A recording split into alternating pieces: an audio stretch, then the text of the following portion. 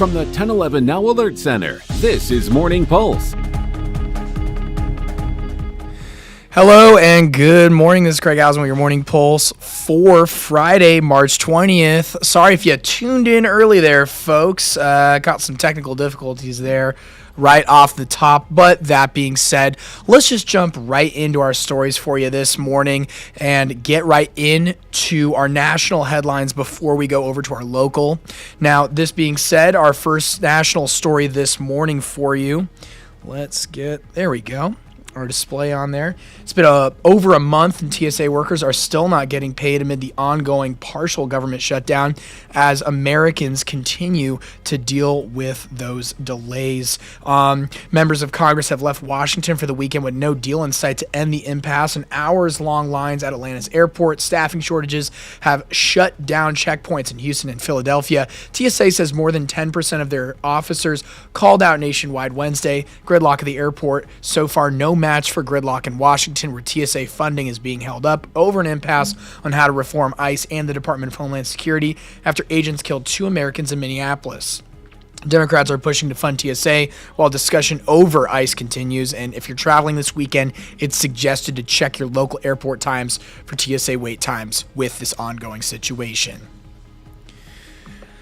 Now let's toss things over to the good news. If you hadn't already heard before, here it is again. Nebraska making history. After decades of waiting, the Big Red secured its first ever win in the NCAA tournament. For the Big Red, they're taking in every second of the win, but know that the job isn't finished. Just saw a lot of really big smiles and grins ear to ear. So so happy to see everybody just so happy with this. Growing up watching this team, I'll never get it done, and for me to be on that team to get it done, it's just surreal. To come in and win a game in this tournament, it's really just a childhood dream come true. I'm happy to get this this win for the first one in the history of the program. Most wins in a single season in the history of the program, but we can't be satisfied. For me, it was about the 6-minute mark. I kind of knew I wasn't getting back in. I'm like, all right, I can kind of just chill, relax, and just soak in the moment. And there you heard it just from Rank, Braden, Price, Coach Hoiberg, and Jamarcus, all from the team and their reaction there. Nebraska's 29-point win over Troy ends that program's 85 years of college basketball futility. And junior forward Price Sanford scored 23 points, finished 1 3-pointer shy of the school's single-game record, which he tied earlier this season. Nebraska was previously 0-8 in the NCAA tournament. Second round tip time for Nebraska is 7:45 p.m. on Saturday. Huskers face 5-seed Vanderbilt, who defeated McNeese yesterday to advance. That game will air on TNT, so be sure to stick with us for the latest on that. Now, our third story in our top 6 stories for you this morning. We're celebrating this historic moment, but we got to remember the Husker women are still dancing. Nebraska defeated Richmond in the first 4-round Wednesday night and are now shifting their focus to 6-seed Baylor in the round of 64. After winning the play-in, the Big Red are confident they can keep rolling. Tip-off set for 1 p.m. this afternoon. Bears and Huskers are playing in Durham, North Carolina, as Duke is the host team in that quadrant. Game is being broadcast on ESPN, so be sure to tune in to check out Husker women's as well.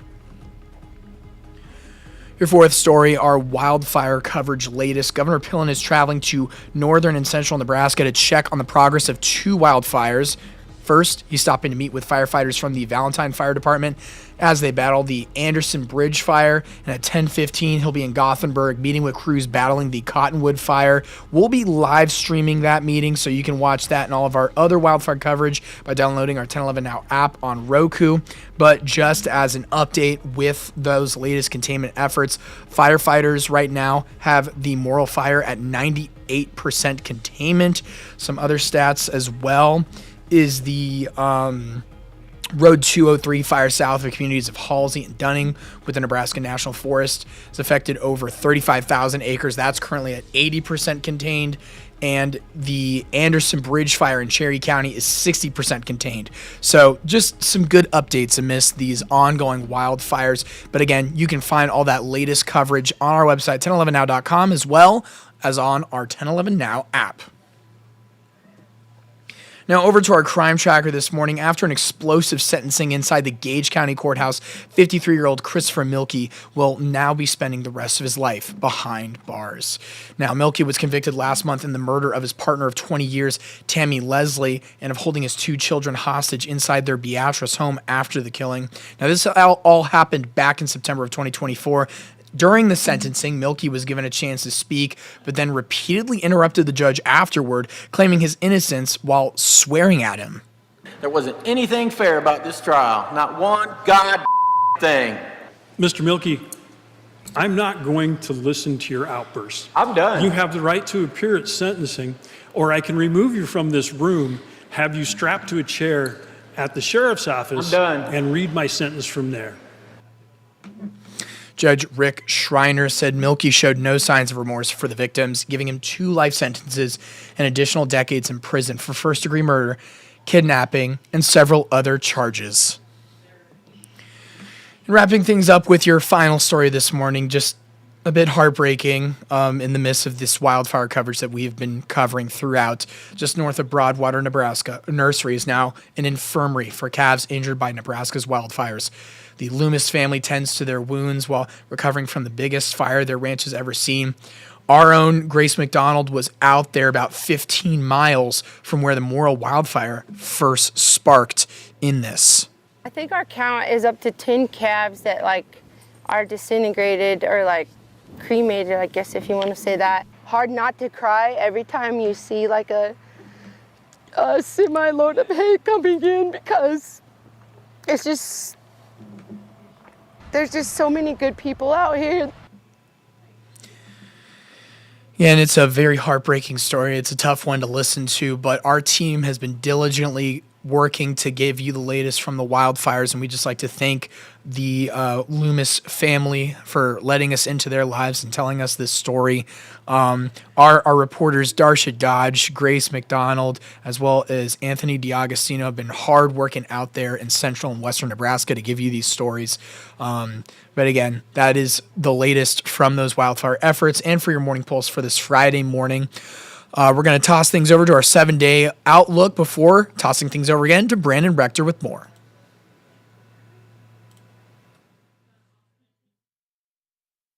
Good Friday morning. Meteorologist Brandon Rector with you in the 1011 Severe Weather Center. Red flag warning continues for part of the Panhandle until 8 p.m. Mountain Daylight Time Saturday. Then a fire weather watch for almost all of Nebraska and northern Kansas Saturday morning to Sunday morning, as critical fire weather conditions could be possible. We'll have wind gusts to the southwest up to 30 miles per hour during the day on Saturday. And then Saturday night to Sunday morning, a cold front will move through the area, and we could have north wind gusts upwards of 45 miles per hour. We will be mainly sunny for today. Clouds could increase in the eastern half of the area late afternoon into the evening. Those clouds will move out or dissipate as we go through the night.